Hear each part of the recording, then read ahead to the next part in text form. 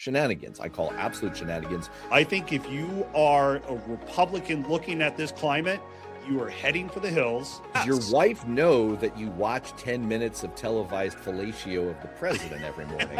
We're teaching the world that freedom is negotiable. As a Republican, as an American, we should all be upset by that.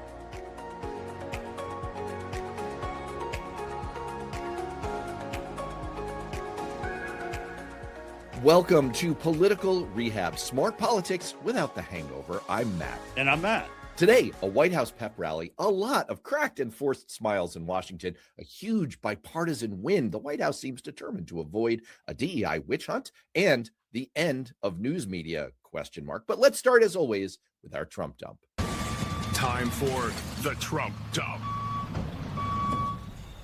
That's right. It's time for the Trump dump, our weekly segment where we get it all out of our system right up front so we can have a great show, because it doesn't matter if you're a Republican, Democrat, or independent. There's something Donald Trump did this week that pissed you off.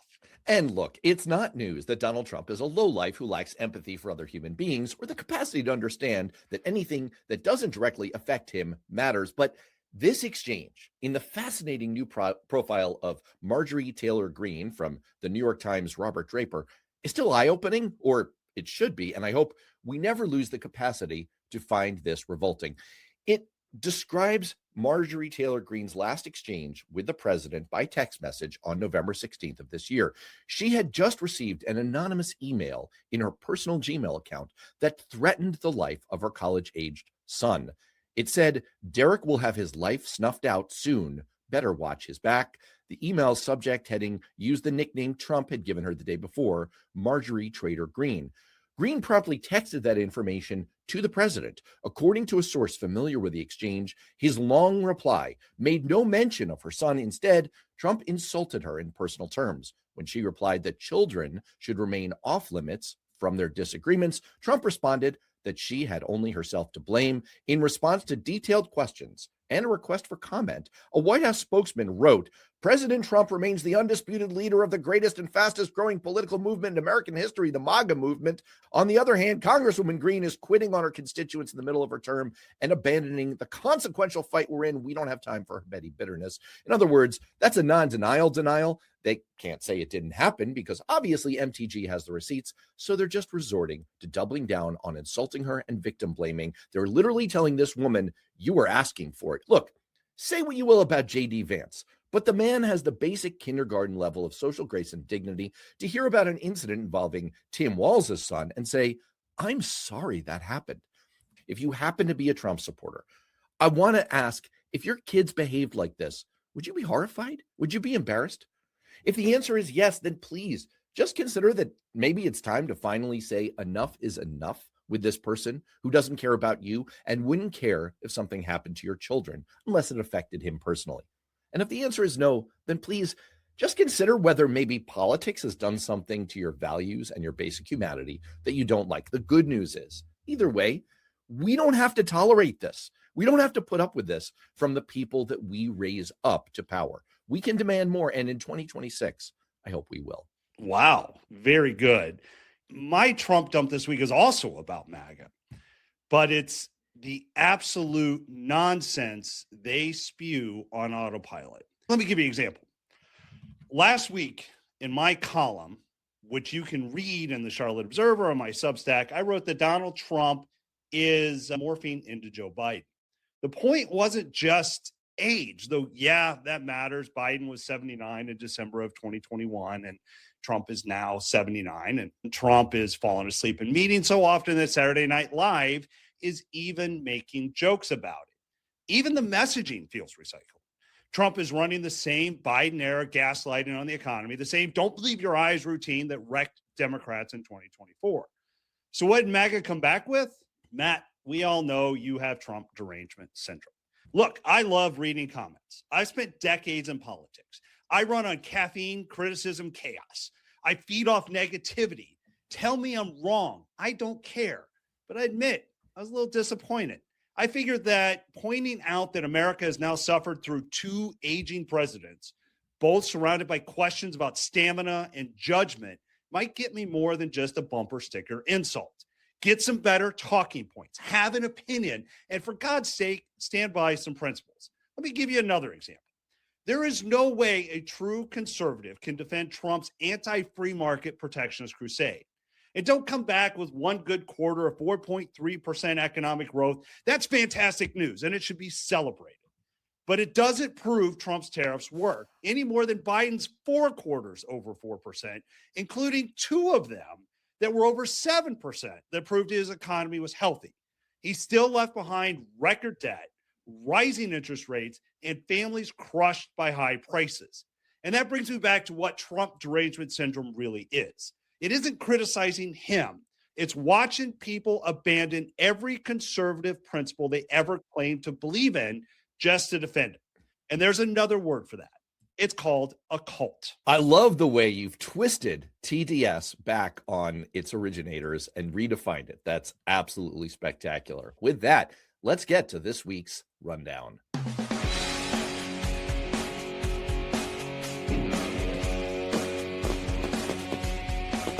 Benjamin Netanyahu meets Donald Trump at Mar-a-Lago as regional offensive fears rise. Yes, it was a summit, or if we're in the upside down, a trench. Israeli Prime Minister Benjamin Netanyahu met with our U.S. President Donald Trump to discuss the next phase of Gaza ceasefire arrangements.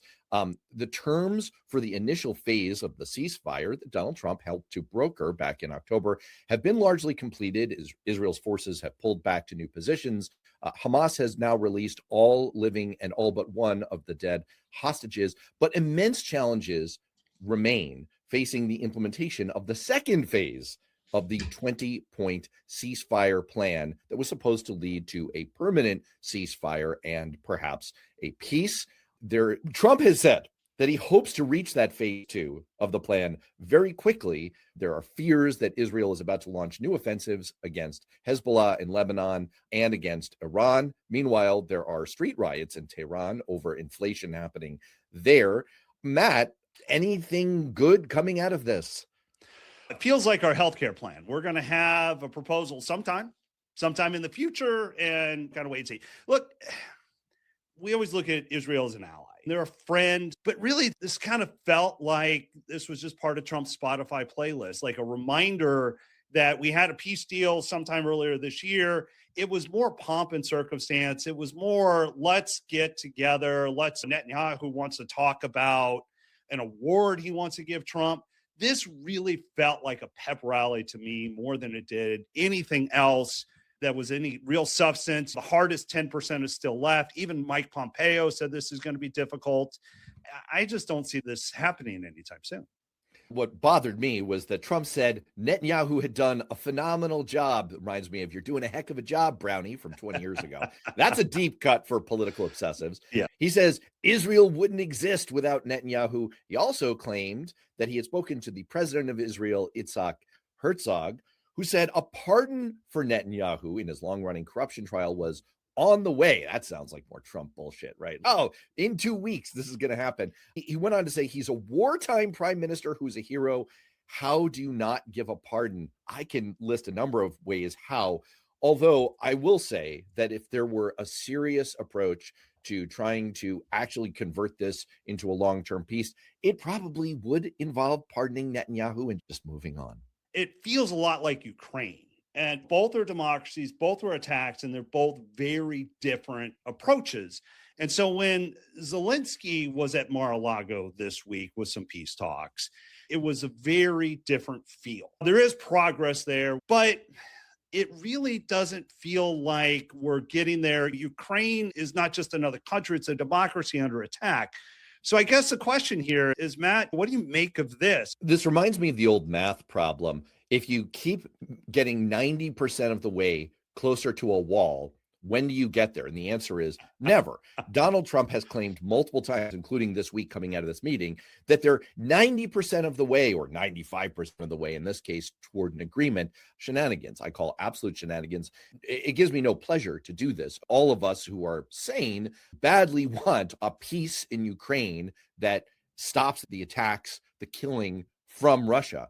But make no mistake, unlike the situation between Israel and Hamas in Gaza, where there is some legitimate credit to give Donald Trump and his team for the ceasefire there. He had a positive role to play. It's the exact opposite in Ukraine. There was a deep dive report in the New York Times this week going through the history of how we ended up in this vicious cycle doom loop in Ukraine. And the answer is basically Trump withholding critical munitions. A senior official is quoted as saying, "This happened so many times I've lost count. This is literally killing them. Death by 1,000 cuts. We'll offer something, we'll withdraw it." If you're Vladimir Putin, you have every incentive to keep prolonging this, keep up the pain and the killing and the war, because American support could collapse at any moment. So the mere fact that Trump is so weak and so under the thumb of Russia on this, weakness is provocative, provoking the ongoing war. This is an absolute fail that is at Donald Trump's doorstep. I think it's clear Putin is not interested in peace. And I think the sad thing here is if America helps pressure a democracy into surrendering to a dictator, we're not making peace. We're teaching the world that freedom is negotiable. As a Republican, as an American, we should all be upset by that. I want to talk about a story that emerged this week in the Honolulu Civil Beat of all news sources, highlighting how Donald Trump's second term is reshaping United States science policy. The National Science Foundation and the National Institutes of Health have distributed over 20% less in grants. What we're seeing in this year-end review is an all-out assault on science and scientific research investment. Matt, big win, huh? Just we're getting tired of winning here in America. Look, we should force agencies to justify what they fund. And I believe cutting waste and ending woke nonsense in science is probably a good thing. And as a strategist, this is a political goldmine for us. It's easy to say, look at this. The Democrat wants to fund this, and this is what your tax dollars are going to do. And it's an easy win. It's easy for us to raise money on it. But blowing up the system to try to save money, to score some political points when we're potentially endangering the health of us. Funding science is the single most successful thing that the American government does or has ever done. I wrote about this at the beginning of 2025 in Newsweek. It's something that I've been studying. It was part of my graduate work at the Kennedy School of Government. And let me just suffice it to say, everything in the modern world around us is the grandchild of U.S. government taxpayer-funded scientific research. Camera phones, CAT scans, LED lights, sneakers, communication satellites, batteries, lasers, Google, GPS, solar panels, robots, the internet. It all comes from taxpayer-funded science. And this is the perfect opportunity for public-private partnership. This is an area where Democrats and Republicans should be able to agree. About a third of U.S. patents in the private sector rely on federal research. The federal government does the long-term basic research, and then the private sector comes in and takes advantage of it and makes trillions of dollars that we spread around the world and comes back to us. And what you said is exactly right and part of the problem here. Of course, the federal government funds things that sound kind of funny, right? We study shrimp on treadmills and whether pigs can breathe through their butts. It turns out that the shrimp study is being used to improve military body armor, and the butt breathing study could help veterans with respiratory failure or compromised airways. And famously, Ozempic came from a study of Gila monster spit. And so this is an absolute insane self-own from the Trump administration. And it's just a squandered opportunity for Democrats and Republicans to do something absolutely great together.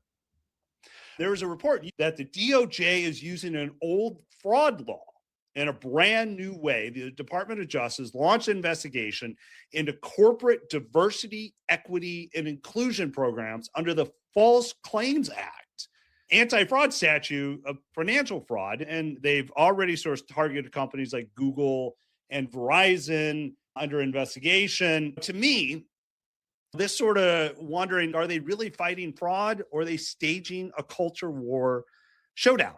What do you think, Matt? This comes from a great report in the Wall Street Journal. And look, I break from what might seem to stereotypically be the political orthodoxy of the Democratic Party on this. I happen to agree that over the last 5 years, A certain amount of wokeism got out of control. I'm not alone in that view. For example, Professor Randall Kennedy made a splash last year, writing an op-ed in the Harvard Crimson. He's an eminent scholar of race and civil rights, saying, look, I'm a scholar on the left who's committed to struggles for social justice. The reality surrounding mandatory DEI statements, however, make me wince. There's also a stack of evidence that DEI trainings are absolutely useless on the corporate level. They do not advance diversity, equity, or inclusion. They're essentially an industry that exploded in 2020 and 2021 as corporate entities and institutions tried to kind of get themselves right with the new political orthodoxy. This is the kind of thing that comes from a genuine place of people wanting to have more diversity, wanting to not be racist dicks to one another. That's, of course, a wonderful and important thing. And there's a proud tradition of using federal government power to fight racism, fight discrimination. But what we're talking about in that situation is upholding the law, upholding the Constitution, which prohibits discrimination on the basis of race. This is a case of a mafia tactic of getting companies to go along with your political agenda by distorting a law. And it's obviously another Trump mess. Look, DEI deserves scrutiny, but this tool is dangerous. This sets a precedent Republicans may regret.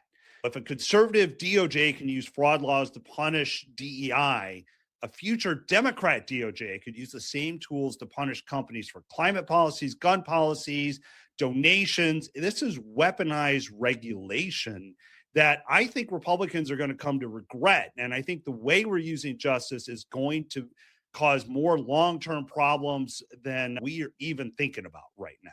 So I have a question for you. Is the media dead? If they did have a death notice, you wouldn't read about it in the newspaper because newspapers are gone. We've had the high-profile incident of 60 Minutes spiking the report on CCOT last week, and news broke in the last week of the tally of media job losses over the last year, 2,200 job cuts to date in digital and print media over the course of the year, driven by restructuring, industry consolidation, and of course, Trump's cuts to PBS. That is the media dead? It's a slow death right now. Fear is starting to replace editorial courage. And on one side, we're seeing it just completely collapse. Some of it's just bad business practice. This has been a long, slow moving process. We need a good independent media. We need that as part of checks and balances. But not only are we seeing it with the 60 Minute segment, I noticed, and I know this is not a program you watch a lot, but I was watching Fox and Friends the other morning. And I'm sure you wake up and drink your coffee and watch Fox and Friends. But it was 10 minutes about how wonderful Donald Trump is. And his optimism, his love for America is so great, that is so infectious, and that the golden age of America is just coming, and it's all because of him and how lucky we are to have him. It felt like state-run media. So it's Matt, not, I have a question for you. Yes. Does your wife know that you watch 10 minutes of televised fellatio of the president every morning? She's not awake yet. Let's be honest. I do it in the secret, in the dark. Nobody really knows. Right, as one does. As one does. Yeah, nobody owns up to watching Fox and Friends. It is so bad, so state-run, that we've lost critical thinking. And as a result, the media is collapsing around us. The media is not dead, but the function of providing an independent, verified, credible, trusted source of information is rapidly dying. Part of it is the local news desert because we don't have local newspapers anymore. But look, when you've got a situation where corporate media is afraid of Brendan Carr and Donald Trump, that's no different than state-owned media in the Soviet Union. The migration of everything to short form video or AI summaries is also terrible for our capacity to do critical thinking. And look at this show.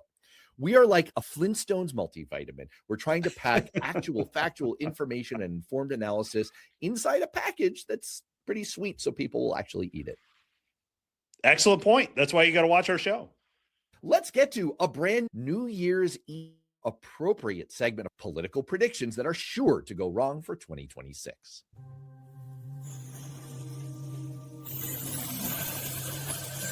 New prediction.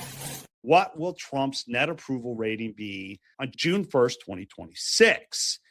As of today, his net approval rating, that's disapproval versus approval is negative. It's negative 12.2. His low point in the second term was negative 15.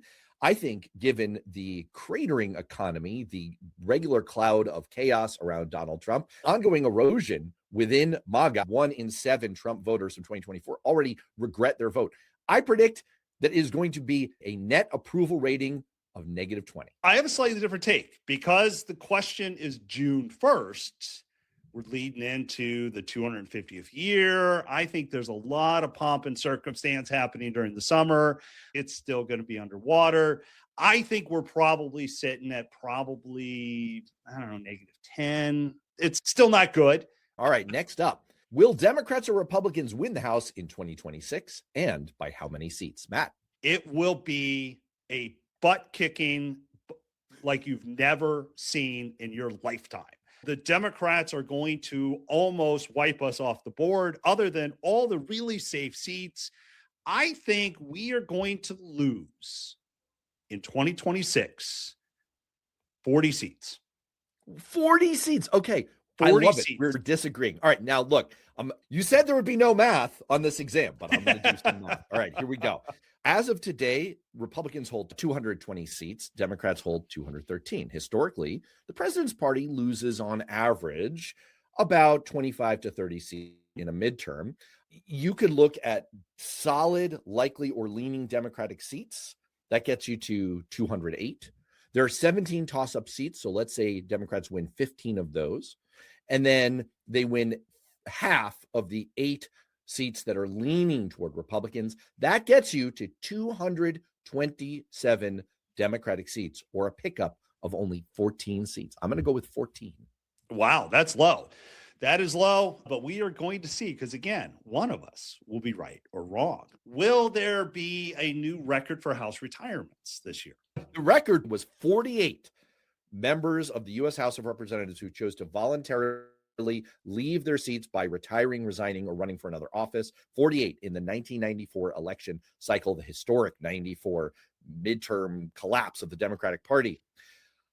I was going to say no, but I have reversed myself to yes, we are going to set a new record, because as of today, NPR's Congressional Retirement Tracker says there are already 45 House members who are retiring. Therefore, you only need 3 more to tie the record. 4 to break it. We're going to break it, Matt. 100% going to break it. I think the writing is on the wall. I think if you are a Republican looking at this climate, you are heading for the hills. You're pulling a Marjorie Taylor Greene. You're getting out while you can. I'm hearing even some solid Republicans who might be running for bigger offices are going to retire coming in the next month or two. Same reason. I think we're going to break the record. Do you hear one of the best lines of the year when Senator Joni Ernst retired and she said she was doing it to spend more time with her family? And then the response was she didn't specify which lobbying firm that was. All right. Will the Supreme Court of the United States strike down Donald Trump's tariffs? 100%. People continue to look at the Supreme Court and say it's a conservative court, it's going to side with Trump. I think this court is a constitutional court. And I think you're going to look at the powers and what the president can do. And I think they're going to strike down tariffs. First of all, I disagree with your assessment of them as a constitutional court. I'm going to cheat this and I'm going to say, yes, they're going to find a way to overturn the tariffs based on the authority that Trump has claimed, based on the International Emergency Economic Powers Act, which says absolutely nothing about tariffs. If there's any strict constructionist left in the Supreme Court, if there ever were any, they should be barfing all over this. But I think they're going to find a way to say, no, you can't do that, but they're going to keep it super narrow. So the very next day, he's just going to slap the tariffs back on, asserting some other kind of insane authority that he doesn't actually have. So it'll kind of a split decision. All right. Will the U.S. avoid a government shutdown in 2026? No, the U.S. will not avoid a government shutdown in 2026. People respond to incentives. There are incentives for both parties to try to play for political advantage by having another government shutdown before the midterms. Yes, there will 100% be a government shutdown in 2026. I think my question, and I'm going to get back to you, how many government shutdowns in 2026? Will there be 2? Only one, but it's going to suck. Oh, see, I think we have one coming up in February, and I think we're going to have another longer one right before the midterms, because you're right. There's a lot of jockeying going on, and I think it's going to be used as a political poison pill somewhere along the way on both sides. And I can see one partial shutdown at the beginning of the year and another one that's going to come at the end. The only thing I'll say is that after the midterms, if we're in a situation where there's a more divided government, there's going to be an incentive for Republicans to try to make a deal before Democrats have a hold on power. They're going to feel like they have the most leverage before the changeovers. I think it's less likely after the midterms, but still possible. All right, what will the Senate split be after the midterms? I think Democrats will get control of the Senate. I think it's going to be a narrow, they will hold with independents. They will hold 51-49. It will be narrow. Wow. They'll pick it up. But here's my question after you get done with your prediction. When they do it, is Chuck Schumer going to be majority leader? I'll take the last part first. No, he will not. There are candidates who have made it central to their platform that they will not support him for majority leader. He will see the writing on the wall, and he will ride off into the sunset before it's a political ousting. I think they're going to come up just short. I think Democrats will finally beat Susan Collins in Maine. I think they'll hold the open seat in Michigan. I think they will hold John Ossoff in Georgia. And I think they will win in your backyard, close to it, in North Carolina. After holding New Hampshire, I think they're going to come up short in Ohio. I think Ohio is too far gone to the Republican Party. That will leave them at 49 seats, just short of a majority. Who will be the first to go in the Trump administration, and will it occur in 2026? I think it's Pam Bondi. I think Pam Bondi goes in 2026. I think she's completely messed up the Epstein files. The MAGA base, the hardcore MAGA base, the same people at the beginning of this show that criticized me for Trump derangement syndrome, that group of people are angry at what's happening. They don't see a real solution. She seems to be incompetent. I think Bondi goes middle of this year.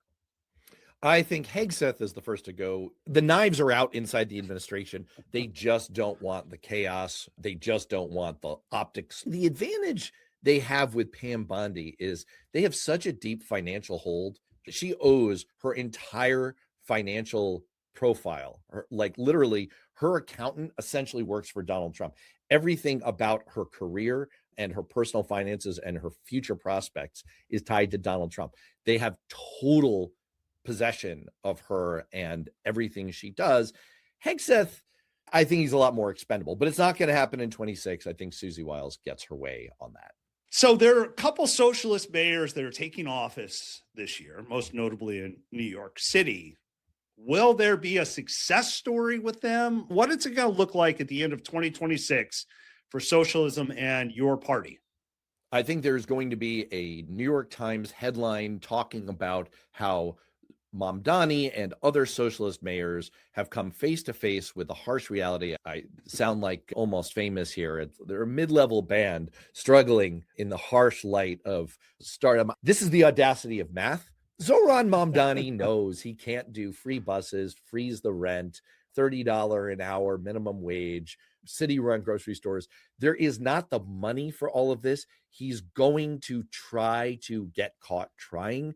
And there's no way that all of this is going to survive first contact with the enemy. What I find interesting about this is he's kind of a mini Trump. Make a lot of promises, but he's going to spend a lot of time blaming Kathy Hochul. He's going to spend a lot of time saying there was some force out there that prevented him, some deep state that's going to prevent him from doing it. But I think at the end of the day, at the end of 2026, he's going to have just enough success to cause you headaches going forward, where I think the Democrats are going to have to reckon a lot more with this wing of the party that has just enough there to kind of keep bringing in people that kind of causes some of your candidates to have to push further to the left than they'd want to. Okay, so give me one prediction, just your boldest prediction that is sure to go wrong, just anything out of the blue. What do you got? I'm going to give you two, and I'm going to apply my wife's favorite phrase of making an anti-jinx, where you say something out loud that you want to manifest in reality, sort of spiking the jinx. Does this make any sense? So my actual bold prediction is that George Santos is going to land a high-profile job in the Trump administration. I'm going to go with, I don't know, something, a special ambassador or something. The one that's close to my heart where I'm anti-jinxing is that the U.S. men's national team will make it to the semifinals of the upcoming 2026 World Cup. Fantastic. Here's mine, and this is sure to drive Democrats just batshit crazy. I think Marjorie Taylor Greene is going to be a full-time analyst on CNN. I think she is going to be out there. She's going to take Scott Jennings' place. She's going to get on there, and every day you're going to watch her spew everything that CNN viewers hate, but she's become the media darling. She's going out there rebranding herself. She's getting herself set up for something. It's sure to be another high-paying job for her. I expect to see Marjorie Taylor Greene on CNN this year. I'm looking forward to it. It will make the program much, much better. This is a great prediction. This is very likely. It drives eyeballs.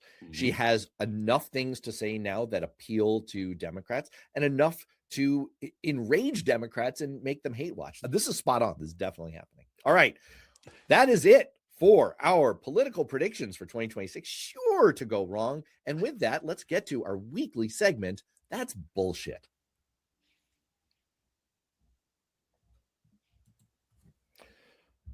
Bullshit. Bullshit. Bullshit. Bullshit. A bullshit? This is not a video about the Epstein files. Not really. What it's really about is our government's ability to distort, invent, and lie. But let's look at that through the lens of the Trump Department of Justice's explanation of the status of the Epstein files, which has changed about as often as a baby's diaper and for the same reason. And a big hat tip to the Substacker Shane Almgren, author of the Trumpland Diary, for preparing this timeline. In February, Pam Bondi notoriously said this: "The DOJ may be releasing the list of Jeffrey Epstein's clients." It's sitting on my desk right now. In March, the DOJ said there are no Epstein files. In April, they updated to say that a team of lawyers are combing through all the non-existent Epstein files. In July, Pam Bondi issued a further clarification. There was no client list. By August, it was, we're going to release all of the files by next month. And in September, it was, no, we're not going to release them because there's nothing in them. And Trump added that they're all a Democratic Party hoax, which also exonerates him, which is why we're not releasing them. But then after Congress forced them to release the files in November, the Department of Justice said, we're going to release them on December 19th. And then on December 19th, it was, we couldn't release all of them because there are too many. And those hundreds of lawyers who started looking back in April are really too busy. But to be clear, there are files and we're going to release them. And then the very next day, they released a few documents with almost everything blacked out. And then on Christmas Eve, they announced that they had discovered 1 million more pages of Epstein files that were stored over there. So we didn't know about them. Of course, as we all expected would be the case,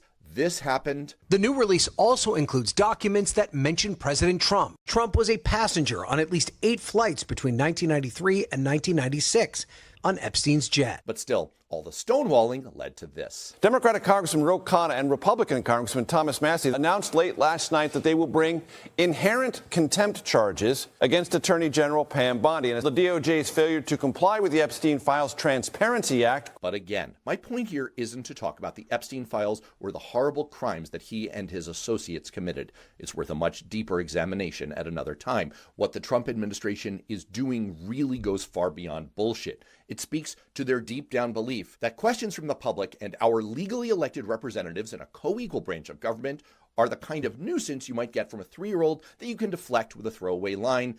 And why not? Because it's not like they can hold you accountable. Which is why we've landed at the perfect ending to this timeline, a charge from a Republican and a Democrat of inherent contempt. That's a legal term, but it's also the perfect description for the way these jackals think about the American citizens who put them in power. This timeline is their way of saying, we have inherent contempt for you. And that goes far, far beyond mere bullshit. All right. Hey, fantastic. Love that timeline. Another great piece. Always love these things. Thank you. Once again, the world supplies. What is it? Trenton makes, the world takes. The world makes, we take. All right. With that, let's start off the new year with a little dose of hope.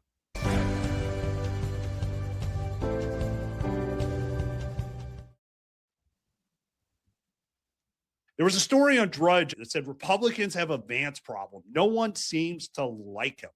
Now, that's kind of obvious to, I think, most of us.